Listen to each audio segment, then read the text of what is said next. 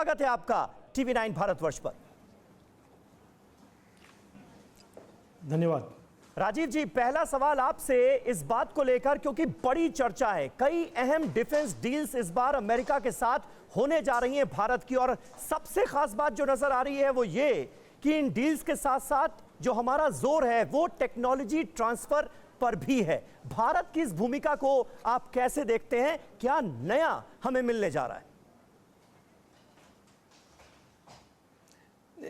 देखिए, ये जो आप जानते ही हैं, लेकिन मैं एक बात दोहराऊंगा कि प्रधानमंत्री मोदी जी का ये जो विजिट है एक ऐतिहासिक विजिट है जी। क्योंकि वो तीसरे ऐसे ग्लोबल लीडर हैं यूएस के हिस्ट्री में जो यूएस कांग्रेस को दूसरी बार एड्रेस करेंगे।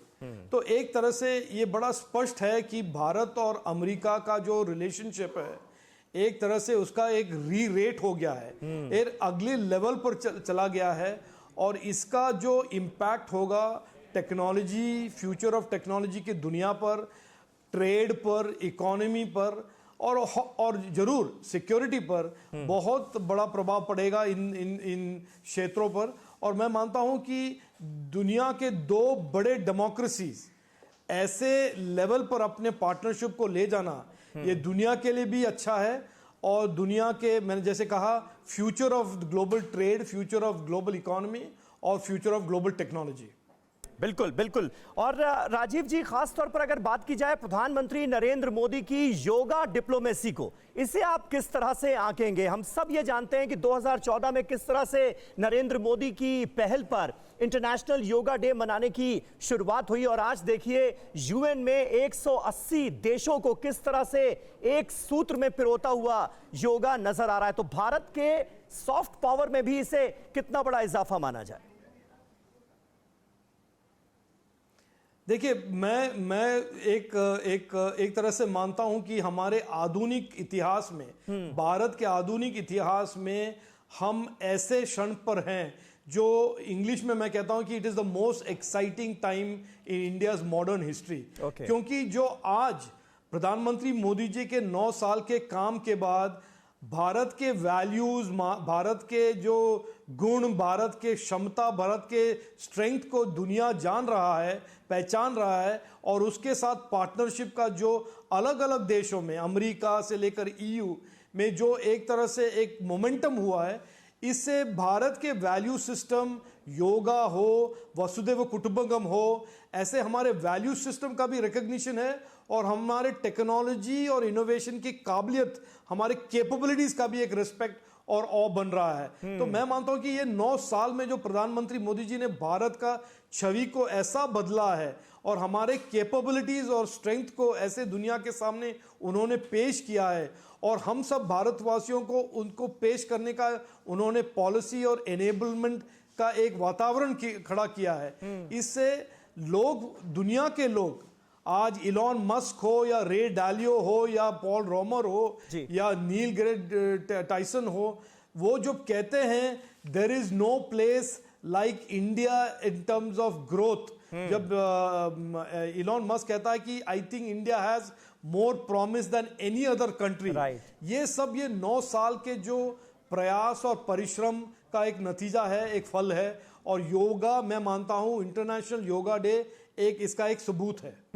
अच्छा, इलॉन मस्क का आपने जिक्र किया। इलॉन मस्क ने तो खुद को प्रधानमंत्री नरेंद्र मोदी का फैन भी बताया है।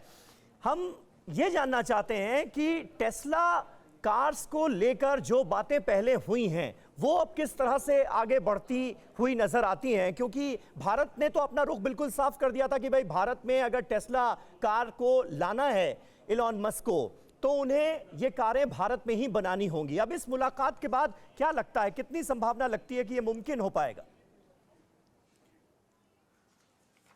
नहीं, देखिए, इलॉन मस्क को जब पूछा गया, उन्होंने कहा कि मैं जरूर इवैल्यूएट कर रहा हूं कि भारत में ये टेस्ला कार बनाऊं, और भारत से टेस्ला कार बनाकर एक्सपोर्ट करने का मुझे एक अपॉर्चुनिटी मैं इवैल्यूएट कर रहा हूं, और मैं जल्द ही भारत में मैं भारत आऊंगा।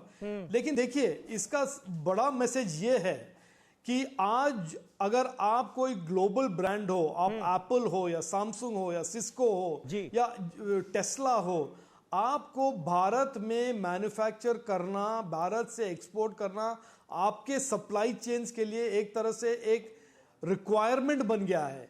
भारत एक तरह से global supply chains, electronics, EVs में एक ट्रस्टेड पार्टनर बनकर उभर रहा है। मैं आज आपको एक तरह से प्रेडिक्ट करता हूं कि प्रधानमंत्री मोदी जी के इस पॉलिसियों के कारण 5 साल, 3-4 साल के बाद ऐसा एक टाइम आएगा जहां पर जो भी मैन्युफैक्चरिंग, ग्लोबल मैन्युफैक्चरिंग कंपनीज होंगे, उनको भारत में मैन्युफैक्चर करना एक तरह से उनके लिए कंपेटिटिवनेस के लिए एक तरह से एक रिक्वायरमेंट हो जाएगा, एक मैंडेटरी रिक्वायरमेंट हो जाएगा।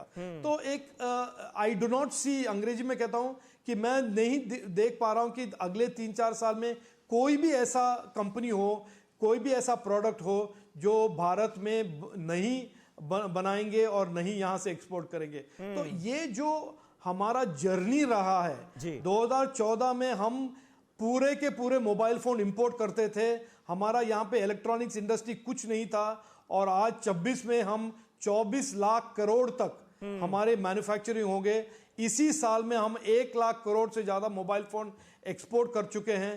तो ये जो तेजी से भारत में बदलाव हो रहा है, ये इलॉन मस्क और उनकी तरह बहुत सारे अलग अलग सीईओज और टेक्नोलॉजी और मैन्युफैक्चरिंग कंपनीज, उनको एक अवेयरनेस हो रहा है और वो रिस्पॉन्ड कर रहे हैं। जी अच्छा, इलॉन मस्क ट्विटर के भी सीईओ हैं और ट्विटर को लेकर पिछले कुछ दिनों में हमने देखा अब विवाद भी हुए, उस पर राजनीतिक बयानबाजियां भी हुई। जैक डॉर्सी का जो बयान सामने आया था, उन्होंने ये कह दिया था कि भाई ट्विटर को धमकाया जाता था, भारत के अंदर भारत सरकार धमका रही थी।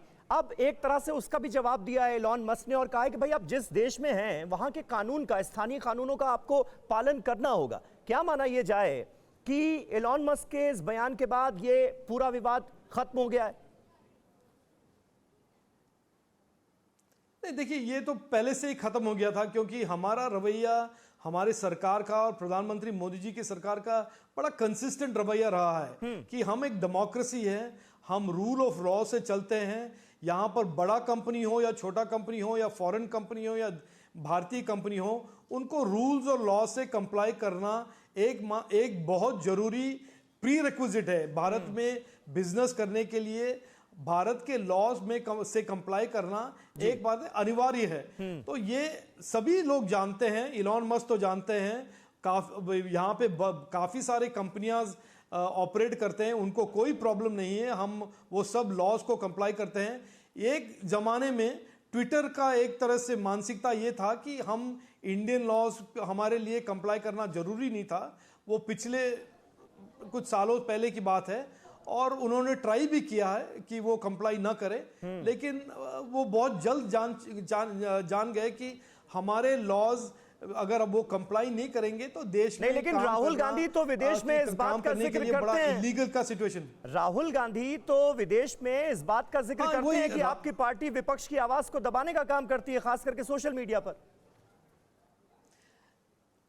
हाँ, राहुल गांधी एकमात्र व्यक्ति है जो भारत को नीचे दिखाने के लिए, टेयर डाउन करने के लिए काफी फुल 100% एफर्ट में लगे हुए हैं। लेकिन उसको आंसर भी करना पड़ेगा कैसे उनके ही अलाय एमके स्टालिन ने ट्वीट के लिए लोगों को जेल भेजा है।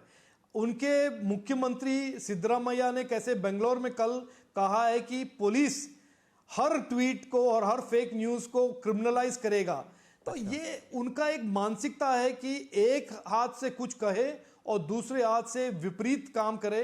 उनका हिपोक्रेसी और झूठ बोलना ये तो सभी लोग देशवासी जान चुके हैं, तो मैं उसको ऐसा ज्यादा इंपॉर्टेंस दूंगा नहीं। हमारा पूरा का पूरा फोकस ये है कि बड़े से बड़े कंपनी भारत में आए, निवेश करें, इन्वेस्टमेंट करें, जॉब्स क्रिएट करें और हमारे युवाओं को ज्यादा से ज्यादा अपॉर्चुनिटीज क्रिएट हो। लेकिन जो भी करें हमारे लॉ के तहत करें और हमेशा लॉ से कंप्लाई करते हुए उनके बिजनेस करें।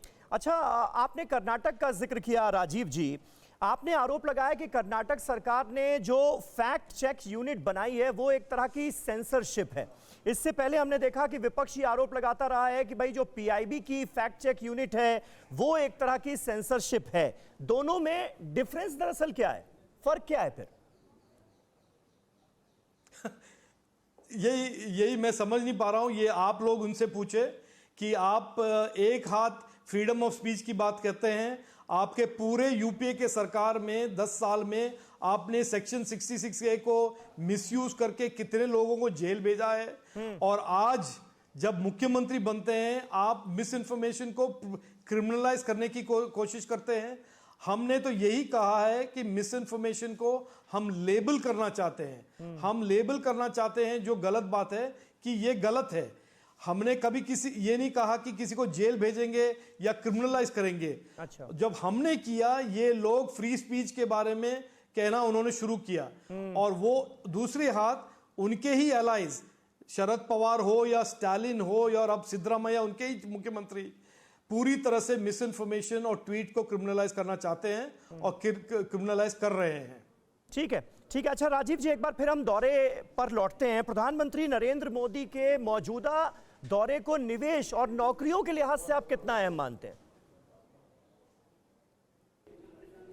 देखिए, आने वाले दशक को प्रधानमंत्री मोदी जी ने टेकेड कहा है, डेकेड ऑफ टेक्नोलॉजी अपॉर्चुनिटीज जी। और ये जो हम सुन रहे हैं, टेस्ला के सीईओ रे डालियो जैसे इन्वेस्टर, पॉल रोमर जैसे इकोनॉमिस्ट जो इंडिया स्टॉक के बारे में बात कर रहे हैं, इससे बड़ा स्पष्ट ये हमें एक कंक्लूजन में आना ही पड़ेगा, और आ भी रहे हैं लोग, कि आने वाले दशकों में भारत, आने वाले सालों में भारत का ग्रोथ के अपॉर्चुनिटीज बहुत सारे हैं। और जैसे इलॉन मस्क ने कहा है, I think India has more promise than any country in the world. Ray Dalio ने भी कहा है। तो मैं मानता हूं ये पूरा दुनिया जान चुका है कि भारत अभी नंबर 5 से नंबर 3 के इकोनॉमी बहुत जल्द बनेगा, और हमारे ही लाइफ टाइम में, जैसे प्रधानमंत्री मोदी जी ने एक तरह से सपना साकार करने का उन्होंने एक डायरेक्शन दिया है कि हमारे जीवन काल में हम एक विकसित भारत बनाएंगे, विकसित भारत बनेंगे।